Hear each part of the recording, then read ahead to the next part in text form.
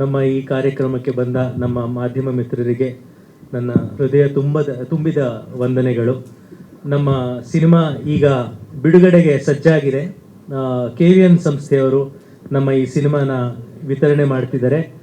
ಇದೇ ತಿಂಗಳ 26ನೇ ತಾರೀಕು ಜೂನ್ 26ಕ್ಕೆ ನಮ್ಮ ಬಲರಾಮನ ದಿನಗಳು ಸಿನಿಮಾ ತೆರೆ ಕಾಣಲಿದೆ. ಇವತ್ತು ನೀವು ನೋಡಿದ ಹಾಗೆ ಇದು ನಮ್ಮ 3ನೇ ಹಾಡಿನ ಬಿಡುಗಡೆ. ಇದಕ್ಕಿಂತ ಮುಂಚೆ ನಾವು ಟೀಸರ್ ಬಿಡುಗಡೆ ಮಾಡಿದ್ದೀವಿ. ಇನ್ನು ಬಿಡುಗಡೆಗಿಂತ ಮುಂಚೆ, ಸಿನಿಮಾ ಬಿಡುಗಡೆಗಿಂತ ಮುಂಚೆ ಇದರ ಇನ್ನೊಂದು ಹಾಡನ್ನು ನಾವು ರಿಲೀಸ್ ಮಾಡ್ತೀವಿ. ಅದಲ್ಲದೆ ನಮ್ಮ ಟ್ರೈಲರ್ನ ರಿಲೀಸ್ ಮಾಡ್ತೀವಿ. ಸಿನಿಮಾ ರಿಲೀಸ್ ಮಾಡಿದ ಮೇಲೂ ಕೂಡ ಎಷ್ಟೋ ಹಾಡುಗಳಿದೆ ಇನ್ನೂ ರಿಲೀಸ್ ಆಗುವಂಥದ್ದು. ಯಾಕೆಂದರೆ ನಾವು ಸಂತೋಷ್ ನಾರಾಯಣನ್ ಅವ್ರ ಹತ್ರ 5 ಹಾಡು ಮಾಡೋಕ್ಕೆ ಕೇಳಿದ್ದು. ಅವರು 8 ಹಾಡು ಮಾಡಿದ್ರು, ಕಡೆ 7 ಹಾಡಿಗೆ ಅದನ್ನು ತಂದಿದ್ದಾರೆ. ರೀರೆಕಾರ್ಡಿಂಗಲ್ಲಿ ಕೂಡ ಅವರು ಹಾಡುಗಳನ್ನ ಕಂಪೋಸ್ ಮಾಡಿದ್ದಾರೆ. ಅವರು ಹಾಡುಗಳನ್ನ ಎಷ್ಟು ಚಂದವಾಗಿ ಮಾಡಿದರೋ ಅಷ್ಟೇ ಅದ್ಭುತವಾಗಿ ಇದರ ಬ್ಯಾಕ್ಗ್ರೌಂಡ್ ಸ್ಕೋರ್ನ ಕೂಡ ಮಾಡಿದ್ದಾರೆ. ನಮ್ಮ ಈ ಸಿನಿಮಾ ಒಂದು ತಂಡದ ಪರಿಶ್ರಮ. ಮುಂಚೆನೆ ಹೇಳಿದಾಗೆ ಈ ಸಿನಿಮಾ ಆದಿನಗಳು ಥರ ಮಾಡಬೇಕು, ಇದನ್ನ ವಿನೋದ್ ಪ್ರಭಾಕರ್ ಅವ್ರಿಗಾಗಿ ಮಾಡಬೇಕು ಅಂತ ನನಗೆ ಮೊದಲು ಬಂದಿದ್ದು ಶ್ರೇಯಸ್ ಅವರು, ನಮ್ಮ ನಿರ್ಮಾಪಕರು. ಶ್ರೇಯಸ್ಸು ಮತ್ತು ಪದ್ಮಾವತಿ ಮೇಡಮ್ ಇಬ್ಬರು ಇದನ್ನು ಬಹಳ ಅದ್ಧೂರಿಯಾಗಿ ಮಾಡಬೇಕು, ಒಂದು ದೊಡ್ಡ ಕನ್ನಡ ಆಡಿಯನ್ಸ್ ನೆನೆಸ್ಕೊಳ್ಳೋಂಥ ಒಂದು ಸಿನಿಮಾನ ಮಾಡಬೇಕು ಅಂತ ಬಂದರು. ಆದ್ದರಿಂದ ಅವರು ಆಶೀಶ್ ವಿದ್ಯಾರ್ಥಿ, ಅತುಲ್ ಕುಲಕರ್ಣಿ ಅಂತ ದೊಡ್ಡ ಆ್ಯಕ್ಟರ್ಸ್ನ ಕರ್ಕೊಂಬಂದರು, ಸಂತೋಷ್ ನಾರಾಯಣನ್ ಅಂತ ದೊಡ್ಡ ಮ್ಯೂಸಿಕ್ ಡೈರೆಕ್ಟರ್ನ ಕರ್ಕೊಂಬಂದರು. ಬಹಳ ಪ್ರೊಡಕ್ಷನ್ ವ್ಯಾಲ್ಯೂಸ್ಲಿ ಬಹಳ ಮಹತ್ವಾಕಾಂಕ್ಷೆ ಇರುವಂಥ ಸಿನಿಮಾ ಇದು. ಈ ಸಿನಿಮಾದಲ್ಲಿ ನನಗೆ ಜೊತೆಗೆ ವರ್ಕ್ ಮಾಡೋಕ್ಕೆ ವಿನೋದ್ ಪ್ರಭಾಕರ್ ಅವ್ರ ಜೊತೆ ಕೆಲಸ ಮಾಡುವಂಥ ಅವಕಾಶ ಸಿಕ್ಕಿದ್ದು ನನ್ನ ಸೌಭಾಗ್ಯ. He is one of the best actors I work with. Power house of a talent. ಅವ್ರಿಗೆ ಎಷ್ಟು ವರ್ಸಟೈಲ್ ಅಂದರೆ ಇಂಥ ಪಾತ್ರ ಮಾಡೋಕ್ಕಾಗಲ್ಲ ಅಂತ ಹೇಳೋಕ್ಕಾಗಲ್ಲ. ಅವ್ರು ಎಲ್ಲ ಥರದ ಪಾತ್ರನೂ ನಿಭಾಯಿಸಬಲ್ಲ ಅಂತ ಅದ್ಭುತವಾದ ನಟ. ಇವ್ರ ಬಗ್ಗೆ ಅನೇಕ ಇಂಟರ್ವ್ಯೂಗಳಲ್ಲಿ ಹೇಳಿದ್ದೀನಿ, ಆದರೆ ಅದರಿಂದ ಇನ್ನೂ ಹೆಚ್ಚು ಹೇಳೋಕ್ಕೆ ಹೋಗೋದಿಲ್ಲ. ನನಗೆ ಆದಿನಗಳಲ್ಲಿ ನನ್ನ ಜೊತೆ ಇದ್ದಂಥ ವೇಣು ಅವರು ಮತ್ತು ಹರಿ ಇಬ್ಬರು ಈ ಸಿನಿಮಾದಲ್ಲಿ ಕೂಡ ಇದ್ದಾರೆ. ವೇಣು ಸರ್ ಅವರ ಛಾಯಾಗ್ರಹಣ ಮಾಂತ್ರಿಕತೆ ಇಡೀ ಕರ್ನಾಟಕ ನೋಡಿದೆ. ಈ ಸಿನಿಮಾದಲ್ಲಿ ಅದಿನ್ನೂ ಹೆಚ್ಚು ಅದರ ಮೆರುಗನ್ನು ನೀವು ಅನುಭವಿಸ್ಬೋದು. ಹರಿ ನನಗೆ ಹಿ ಹಸ್ ಬೀನ್ ಮೈ ಸ್ಟ್ರೆಂತ್. ನನ್ನ ನರೇಷನ್ಗೆ ಯಾವಾಗಲೂ ಬಹಳ ಒಂದು ರೀತಿಯ ತೀಕ್ಷ್ಣತೆ, ಒಂದು ರೀತಿಯ ಶಾರ್ಪ್ನೆಸ್ ತರೋದು ಹರಿ. ಆ್ಯಂಡ್ ನನ್ನ ಆದಿನಗಳು ಸಿನಿಮಾಗಿಂದ ಇವಾಗಿನ ತನಕ ನನ್ನ ಜೊತೆ ಟ್ರಾವೆಲ್ ಆಗ್ತಾ ಬಂದಿದ್ದಾರೆ. ಜೊತೆಗೆ ವಿಶ್ವಾಸ್ ಕಶ್ಯಪ್ ನಮ್ಮ ಸಿನಿಮಾದ ಆರ್ಟ್ ಡೈರೆಕ್ಟರ್. ಯಾಕೆಂದರೆ ಒಂದು ಪೀರಿಯಡ್ ಸಿನಿಮಾ ಕಟ್ಟೋದ್ರಲ್ಲಿ ಒಬ್ಬ ಆರ್ಟ್ ಡೈರೆಕ್ಟರ್ನ ಪಾತ್ರ ತುಂಬ ದೊಡ್ಡದು. 80s 90s ಬೆಂಗಳೂರನ್ನ ಕಟ್ಟೋದ್ರಲ್ಲಿ ವಿಶ್ವಾಸ್ ಕಶ್ಯಪ್ ಅವರ ಪಾತ್ರ ತುಂಬ ದೊಡ್ಡದು. ಜೊತೆಗೆ ನನಗೆ ಅದ್ಭುತವಾದ ಸ್ಟಂಟ್ ಕೊರಿಯೋಗ್ರಾಫರ್ಗಳಿದ್ರು. ವಿಕ್ರಮ್ ಮೋರ್, ಯೋಗಾನಂದ ಮತ್ತು ರವಿ ವರ್ಮಾ ಅವರು. ಭೂಷಣ್ ಮಾಸ್ಟರ್ ನನ್ನ ಕೊರಿಯೋಗ್ರಾಫರ್ ಆಗಿ ಕೆಲಸ ಮಾಡಿದ್ರು. ಒಂದು ಇಡೀ ಬಹಳ ಪ್ರತಿಭಾವಂತ ನಟರ ದಂಡೇ ಇತ್ತು ಈ ಸಿನಿಮಾದಲ್ಲಿ. ಪ್ರಿಯಾ ಆನಂದ್ ಅವರು ಇದರ heroine. Great woman, great actress. ಅವ್ರ ಜೊತೆ ವರ್ಕ್ ಮಾಡೋದು ಐ ವಾಸ್ ವೆರಿ ಹ್ಯಾಪಿ. ಜೊತೆಗೆ ನನ್ನ ಸ್ನೇಹಿತರು ಅತುಲ್ ಕುಲಕರ್ಣಿ, ಆಶೀಶ್ ವಿದ್ಯಾರ್ಥಿ, ಆದಿನಗಳಲ್ಲಿದ್ದವರು ಮತ್ತೆ ಈ ಸಿನಿಮಾದಲ್ಲಿ ಕಾಣಿಸ್ಕೊಂಡಿದ್ದಾರೆ. ಬಚ್ಚನ್ ಪಾತ್ರ ಮಾಡಿದ ದೀಪಕ್ ಆರ್ಯ ಅವರು ಕೂಡ ಈ ಸಿನಿಮಾದಲ್ಲಿ ಸಲೀಮ್ ಅನ್ನೋ ಪಾತ್ರವನ್ನು ಮಾಡಿದ್ದಾರೆ. Vinay Gowda, is a find of this film. ಅವ್ರು ಇಷ್ಟು ದಿವಸ ನೀವು ಬಹಳ ಸ್ಟೈಲಿಶ್, ಬಹಳ ಸಫಿಸ್ಟಿಕೇಟೆಡ್ ಪಾತ್ರಗಳಲ್ಲಿ ನೋಡಿದ್ದೀರಾ. ಇಲ್ಲಿ ಕಚಡ ನನ್ನ ಮಗ ಅನ್ನೋ ಥರದ ಒಂದು ಪಾತ್ರದಲ್ಲಿ ಕಾಣಿಸ್ಕೊಂಡಿದ್ದಾರೆ. ಅದನ್ನ ಅಷ್ಟು ಚೆನ್ನಾಗಿ ನಿಭಾಯಿಸಿದ್ದಾರೆ ಅವರು. ಅವ್ರು ಹೇಳಿದ್ದಾರೆ ಒಂದು ಇಂಟರ್ವ್ಯೂಲಿ, ಯಾರು ಈ ಸಿನಿಮಾ ನೋಡಿದ್ಮೇಲೆ ಏನು ನೆನ್ಪಿಸ್ಕೋಬೇಕು ಅಂದರೆ ಎಂಥ ಕಚಡ ನನ್ನ ಮಗ ಇವರು ಅಂತ ಅನ್ಬೇಕು ಅಂತ ಅವರೇ ಹೇಳಿರೋದ್ರಿಂದ ನಾನು ಸಲಿಗೆಯನ್ನು ತಗೊಂಡಿದ್ದೀನಿ. ರಮೇಶ್ ಇಂದ್ರ ಅವರು ಸ್ವತಃ ಅವರೇ ಒಬ್ಬರು ನಿರ್ದೇಶಕರು. ಈ ಸಿನಿಮಾದಲ್ಲಿ ತುಂಬ ಸ್ಟೈಲಿಶ್ ಆಗಿ ತುಂಬ ಚೆನ್ನಾಗಿ ಆ್ಯಕ್ಟ್ ಮಾಡಿದ್ದಾರೆ.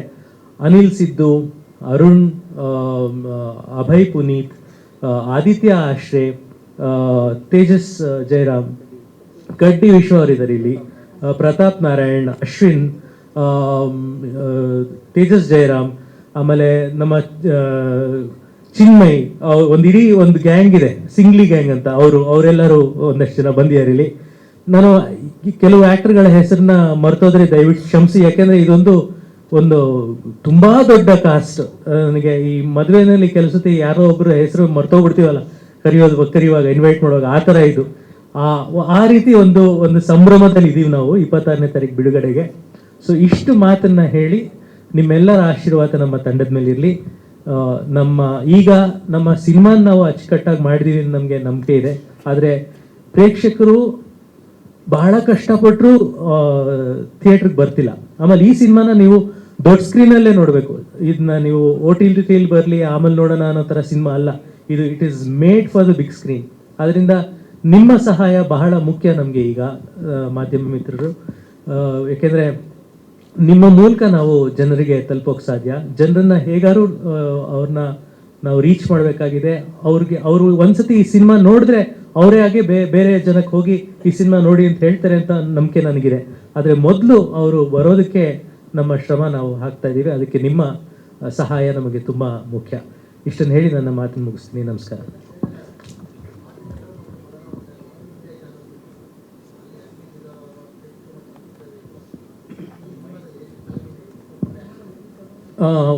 ಆ ದಿನಗಳು ನನಗೆ ಈ ಭೂಗತ ಜಗತ್ತೇನಿದೆ, ಬೆಂಗಳೂರು ಭೂಗತ ಜಗತ್ತಿನ ಪರಿಚಯ ಆಗಿದ್ದು ನನಗೆ ಅಗ್ನಿಶ್ರೀಧರ್ ಅವ್ರ ಮೂಲಕ. ಯಾಕೆಂದ್ರೆ ನಾನು ಅಕಾಡೆಮಿಕ್ ಬ್ಯಾಕ್ಗ್ರೌಂಡಿಂದ ಬಂದಂಥವನು. ನಮ್ಮ ತಂದೆ ತಾತ ಎಲ್ಲ ಪ್ರೊಫೆಸರ್ಸು. ನನಗೂ ಭೂಗತ ಜಗತ್ತಿಗೂ ಯಾವುದೇ ರೀತಿಯ ಸಂಬಂಧ ಇರಲಿಲ್ಲ.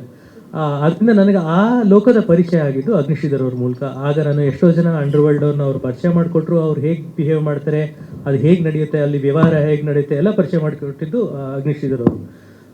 ಈಗ 15 ವರ್ಷದ ನಂತರ 19 ವರ್ಷ ಆಗಿದೆ ಆ ದಿನಗಳು ಬಂದು. 19 ವರ್ಷದ ನಂತರ ಈ ಸಿನಿಮಾ ಮಾಡಬೇಕಾದ್ರೆ ನಾನು ಭೂಗತ ಜಗತ್ತಿನ ಬಗ್ಗೆ ಇರುವಂಥ ಅನೇಕ ಪುಸ್ತಕಗಳನ್ನು ಓದಿದೆ. ಶ್ರೀಧರ್ ಸರ್ ಬರೆದಿರುವಂಥದ್ದು, ರವಿ ಬೆಳಗೆರೆ ಅವರು ಬರೆದಿರುವಂಥದ್ದು, BK ಶಿವರಾಮ್ ಅವರು ಬರೆದಿರುವಂಥದ್ದು, ಹುಸೇನ್ ಝೈದಿ ಅಂತ ಒಬ್ಬರು ರೈಟರ್ ಇದ್ದಾರೆ. ಅವರು ಡೋಂಗ್ರಿ ಟು ದುಬೈ ಅಂತ ಒಂದು ಪುಸ್ತಕವನ್ನು ಬರೆದಿದ್ದಾರೆ. ಮಾಫಿಯಾ ಕ್ವೀನ್ಸ್ ಆಫ್ ಮುಂಬೈ ಅಂತ ಒಂದು ಪುಸ್ತಕ ಬರೆದಿದ್ದಾರೆ. ಈ ರೀತಿ ಅನೇಕ ಪುಸ್ತಕಗಳನ್ನು ಓದಿದೆ. ಅಂಡರ್ವರ್ಲ್ಡ್ ಬಗ್ಗೆ ರಿಸರ್ಚ್ ಮಾಡಿದೆ.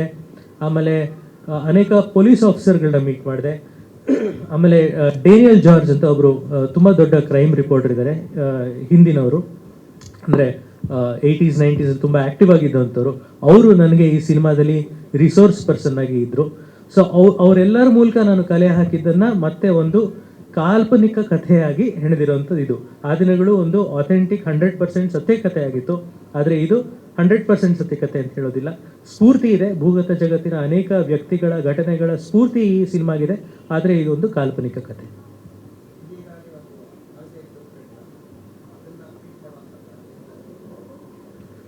ಅದು ಜನರಿಗೆ ಬಿಟ್ಟಿದ್ದು.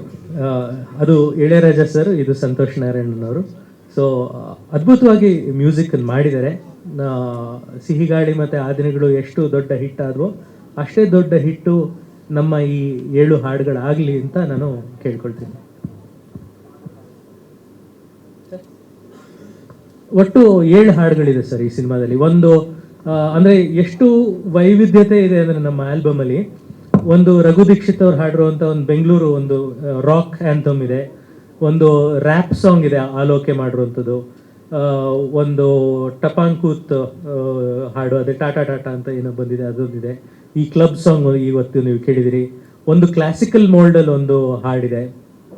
ಈ ರೀತಿ ಎಲ್ಲ ರೀತಿಯ ವಿಭಿನ್ನತೆ ಉಳ್ಳ ಆಲ್ಬಮ್ ಇದು.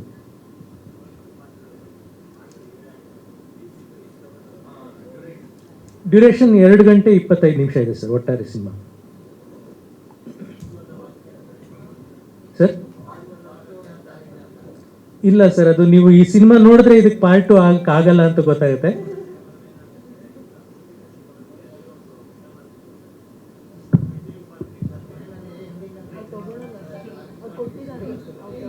ಇಲ್ಲ, ಇದರಲ್ಲಿ ಪಾರ್ಟ್ 2 ಇಲ್ಲ ಸರ್. ಇದು ಆ ದಿನಗಳು ಸಿನಿಮಾದ ಮತ್ತೊಂದು ಅಧ್ಯಾಯ ಅಂತ ನಾವು ಕರೆದಿದ್ದೀವಿ. ಆದ್ರಿಂದ ಒಂದು ರೀತಿ ನೀವು ಅರ್ಥ ಮಾಡ್ಕೋಬಹುದು. ವಿನೋದ್ ಸರ್, ಇಲ್ಲಿ ವಿನೋದ್ ಸರ್, ಇವತ್ತಿನ ಕ್ಷಣಕ್ಕೆ ನೀವು ಕಮರ್ಷಿಯಲ್ ಹೀರೋ, ಪ್ರೊಡ್ಯೂಸರ್ ಆಲ್ಸೋ. ನಿಮಗೆ ಇವತ್ತು ನಿಂತ್ಕೊಂಡು ಯೋಚನೆ ಮಾಡಿದ್ರೆ ಇಂಡಸ್ಟ್ರಿಯ ಲೆಕ್ಕಾಚಾರಗಳು ನಿಧಾನಕ್ಕೆ ಗೊತ್ತಾಗಿರುತ್ತೆ ನಿಮ್ಮ ಅನುಭವಕ್ಕೆ. KVN ಪ್ರೊಡಕ್ಷನ್ ಜಾಯಿಂಟ್ ಆಗಿದೆ, ಅದು ಯಾವ ರೀತಿ ಸಪೋರ್ಟಿವ್ ಆಗ್ಬೋದು ಅನ್ಸುತ್ತೆ? ಕಾರ್ತಿಕ್ ಅವರು, thank you and good morning. And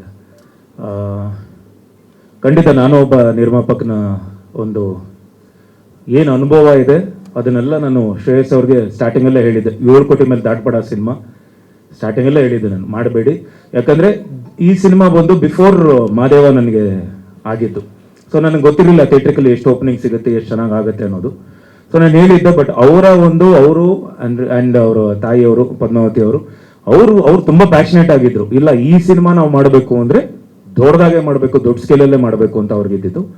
so ಹಾಗಾಗಿ ಅವರು ಅಂಡ್ ಚೈತನ್ಯ ಸರ್ ಜೊತೆ ಡಿಸ್ಕಸ್ ಮಾಡಿದಾಗ, but budgeting wise Chaitanya sir ಏನು ಇನ್ವಾಲ್ವ್ ಆಗಿರಲಿಲ್ಲ.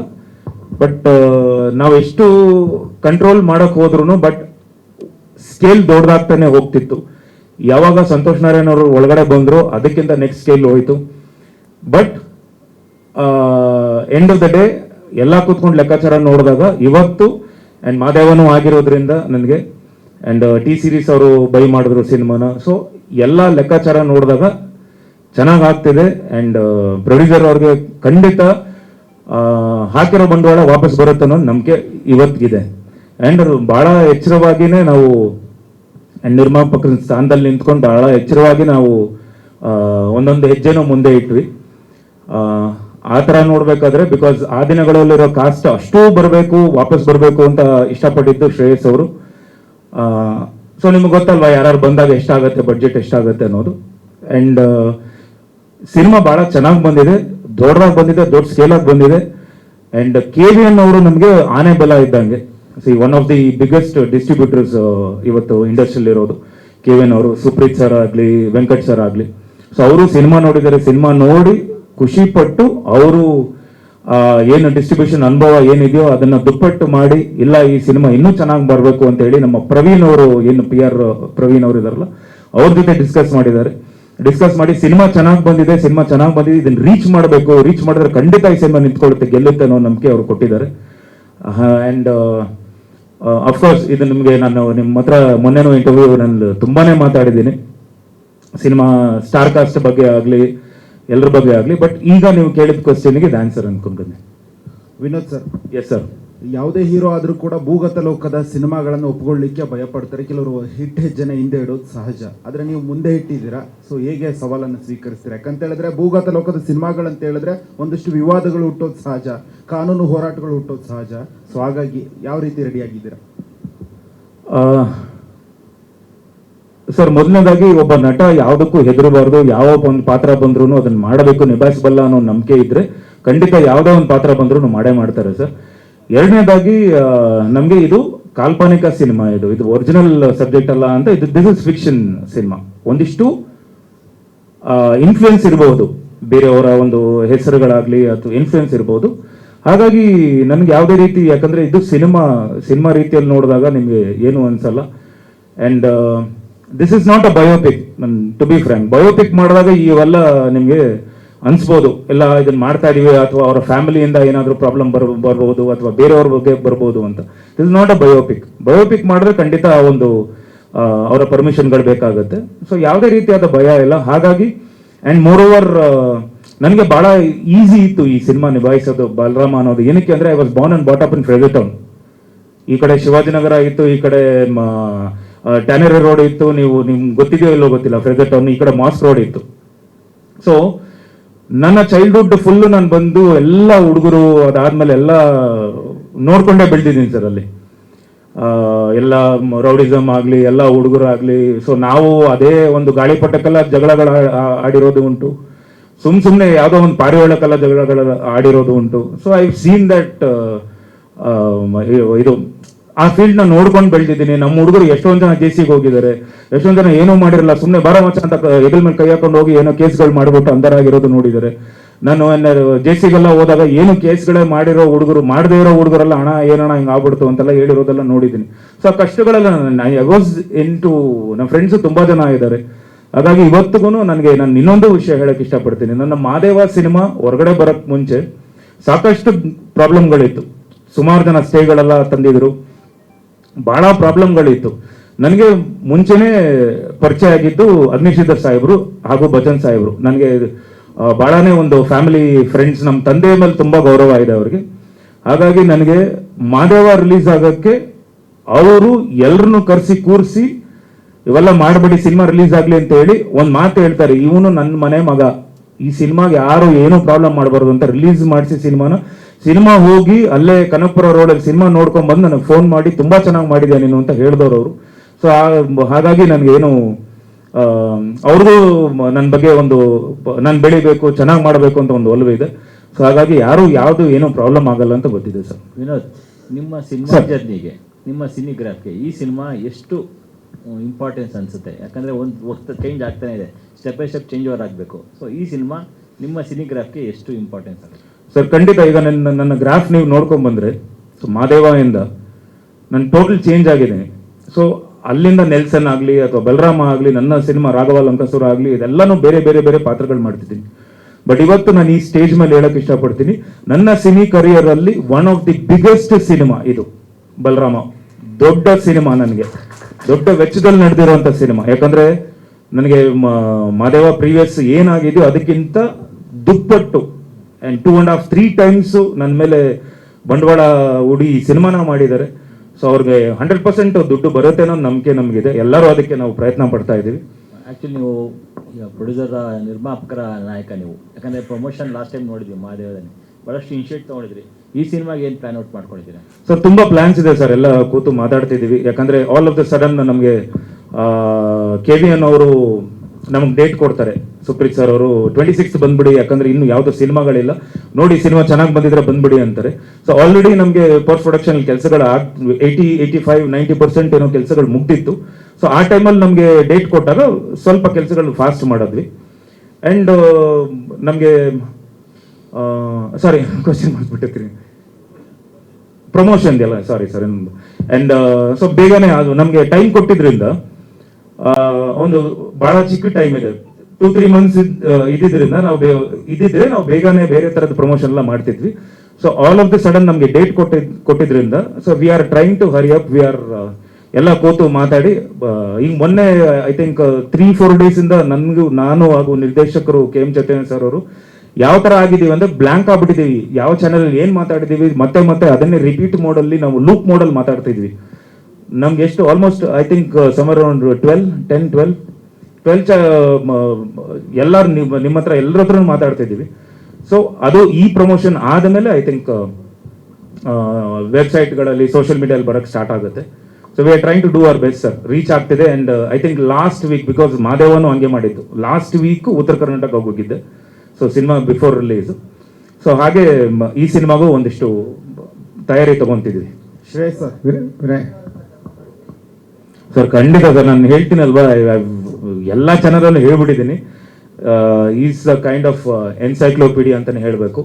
ಬಿಕಾಸ್ ಸಿನಿಮಾ ಮಾತ್ರ ಅಲ್ಲ ಸರ್, ಸಿನಿಮಾ ಮಾತ್ರ ಅಲ್ಲ, ನೀವು ಯಾವುದೇ ಕ್ಷೇತ್ರದಲ್ಲಿ ನೀವು ಕೇಳಿ ಅವ್ರ ಬಗ್ಗೆ ಒಂದು ಕ್ವೆಶನ್ ಕೇಳಿ, you have bundles of answer and correct answer. ಅವರು ಒಂದು intellectual person and a very good human being. ನಾನು ಸಿನಿಮಾ ಶೂಟ್ ಮಾಡಬೇಕಾದ್ರೆ ನನ್ಗೊಂದು ಅಂದ್ರೆ ಒಬ್ಬರು ಡೈರೆಕ್ಟ್ರು ನಾನು ಏನ್ ಕೆಲಸ ಮಾಡಬೇಕು ಅನ್ನೋದು ಒಂದು ಇಷ್ಟೇ ಹೊರತು, ಈಗ ಮೊನ್ನೆಯಿಂದ ಪ್ರಮೋಷನ್ ಅವ್ರ ಜೊತೆ ನಾನು ಮಾಡ್ತಿದ್ದೀನಿ ಸರ್. ಅವರಾಗ್ಲಿ, ಅವರ ಲೆಗಸಿ, ಅವರ ತಂದೆಯವರಾಗ್ಲಿ, ಅವರ ತಾತ ಅವರಾಗ್ಲಿ, ಆ ಲೆಗಸಿಯಿಂದ ಬಂದಿರೋರು. ಅದಾದ್ಮೇಲೆ ನೀವು ಯಾವುದೇ ರೀತಿಯ ಕ್ವಶನ್ ಕೇಳಿದ್ರೆ ನಮ್ಗೆಲ್ಲ ಒಂದು ಡೈಮೆನ್ಷನ್ ಇತ್ತು ಅಂದ್ರೆ ಅವ್ರು ನೋಡೋ ನೋಟನೇ ಬೇರೆ ತರ ಇರುತ್ತೆ, ಅವರ ಒಂದು ಪ್ರೆಸೆಂಟೇಷನ್, ಸ್ಕ್ರೀನ್ ಪ್ರೆಸೆಂಟೇಷನ್ ಬೇರೆ ತರ ಇರುತ್ತೆ. I felt very happy, I am very proud. And ನನಗೆ ನಾನು ತುಂಬಾ ಅಡ್ಮೈರ್ ಮಾಡ್ತೀನಿ ಸರ್ ಅವ್ರನ್ನ. ನನ್ ಇನ್ನೂ ಎಷ್ಟೇ ಈ ಸಿನಿಮಾ ಆದ್ಮೇಲೆ, ಈ ಸಿನಿಮಾ ಗೆಲ್ಬೇಕು, ಈ ಸಿನಿಮಾ ಆದ್ಮೇಲೆ ಅವ್ರು ಎಷ್ಟು ಯಾವಾಗ ಅವ್ರನ್ನ ನನ್ನ ಜೊತೆ ಕೆಲಸ ಮಾಡಬೇಕು ಅಂತ ಇಷ್ಟಪಟ್ಟರೆ ನಾನು ಖಂಡಿತ I will be ready to work with him. Such a wonderful director. Of course ಇವಾಗ ಎಲ್ಲ ಹೇಳಿದ್ರು, ತಾರಮಾನು ಹೇಳಿದ್ರು, ಮೈಕೆಲ್ಲ ಹೊಡೆದಾಕಿದ್ರು ಅಂತ ಹೇಳಿ. ಸರ್ ನಾನು ಈಗ ನನ್ಗೆ ಏನೋ ಬೇಕು, ಒಂದು ಫ್ರೇಮಲ್ಲಿ ಏನೋ ಬೇಕು ಅಂತ ನಾನು ಬಯಸಿದ್ರೆ ನಾನು ಚೆನ್ನಾಗಿ ಬರೋವರೆಗೂ ನಾನು ಬಿಡಲ್ಲ ಸರ್. ನನಗೆ ಹಿಂಗೇ ಬೇಕು ಅಂತ ಇರುತ್ತೆ. ಆ ಥರ ಇರಬೇಕಾದ್ರೆ ದೊಡ್ಡ ಪ್ರೊಡಕ್ಷನ್, ಒಂದು ಅಷ್ಟು ಖರ್ಚು, ಅಷ್ಟು ವೆಚ್ಚದಲ್ಲಿ ಒಂದು ಸಿನಿಮಾ ಮಾಡ್ತಿದ್ದಾರೆ. ಆಮೇಲೆ ಅಷ್ಟು ಜನ ಆರ್ಟಿಸ್ಟು ಬಾಂಬೆಯಿಂದ ಕರ್ಸಿರ್ತೀವಿ, ಟೈಮೆಲ್ಲ ಹೋಗ್ತಿರುತ್ತೆ. ಆ ಥರ ಇರ್ಬೇಕಾದ್ರೆ ಯಾರೋ ಒಂದು ಸಣ್ಣ ಮಿಸ್ಟೇಕ್ ಮಾಡಿದಾಗ ಖಂಡಿತ ಕೋಪ ಬಂದೇ ಬರುತ್ತೆ, ಯಾರೇ ಆಗಿರಲಿ. ಅದು ನನ್ಗೆ ಕರೆಕ್ಟಾಗಿ ಬರಬೇಕು ಅನ್ನೋದು ಅವರ ಒಂದು ಇದು. ಸೊ ಹಾಗಾಗಿ ಅವರು ಕೋಪ ಮಾಡ್ಕೊಳ್ಳೋದು ಏನು ತಪ್ಪಿಲ್ಲ. And I felt very happy and I admire him, I love him so much. Shreyas sir.